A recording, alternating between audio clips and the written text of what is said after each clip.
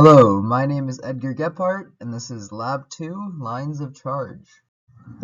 The purpose of this lab was to determine approximately how much excess charge is on one piece of charged clear tape by using a model of the charge spread across the entire length of the tape rather than the point charge model we used in Lab 1.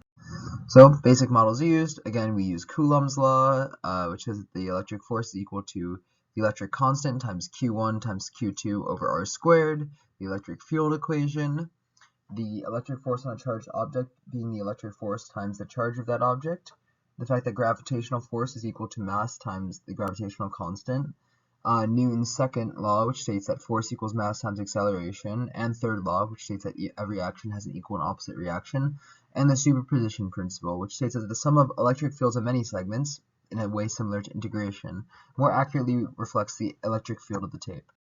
So, the excess charge calculated on one piece of clear tape using our new model was 2.815 e to the negative 8 coulombs, and that compared to our point charge model, which returned us 1.35 e to the negative 8 coulombs. So the system again, it's two pieces of tape, the surroundings are the earth and the air, and the electric and gravitational forces are being considered. So we only assume that each U-tape I made had about the same amount of charge evenly distributed along the length of the tape, so we're not using the point charge model, and the air resistance is not ignored because the tapes are floating, so net force is 0, so the only forces are the electric and the gravitational force. So the data from last lab, the length of the tape was 0.2 meters, the mass of the tape was 0.0002 kilograms, and the distance between the tapes and the floating began is 0.029 meters.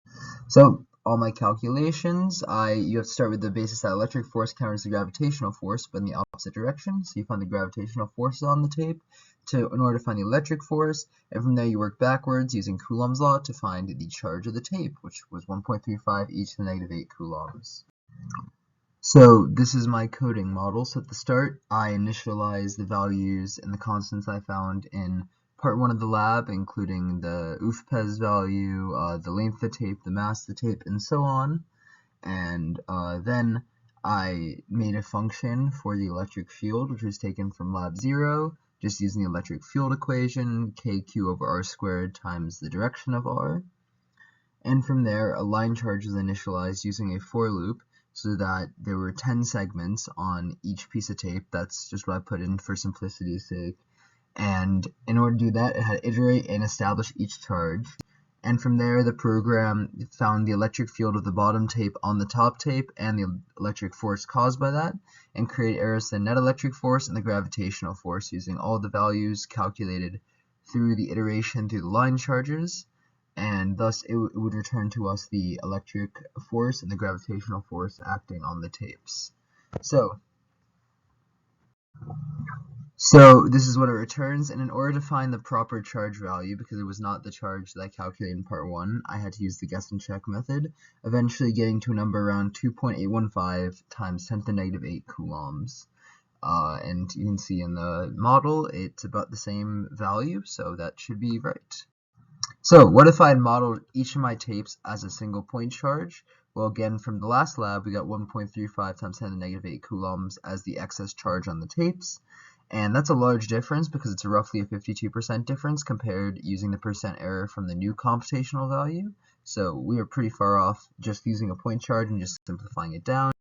So why do these estimates differ? Which value is more likely to be closer to the real value, and why? So the calculations are different for the point charge and the lines of charge just because the calculations are different.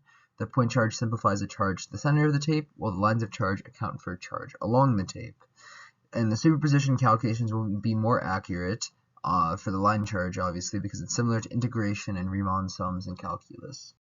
So to conclude, the new charge of the tapes is calculated to be approximately 2.815 times 10 to the negative 8 coulombs, which is more accurate than my prior point charge calculations, reflecting as more accurate to depict objects with a charge distribution rather than as simply point charges, which is something we will be exploring in physics this semester. Thank you for watching.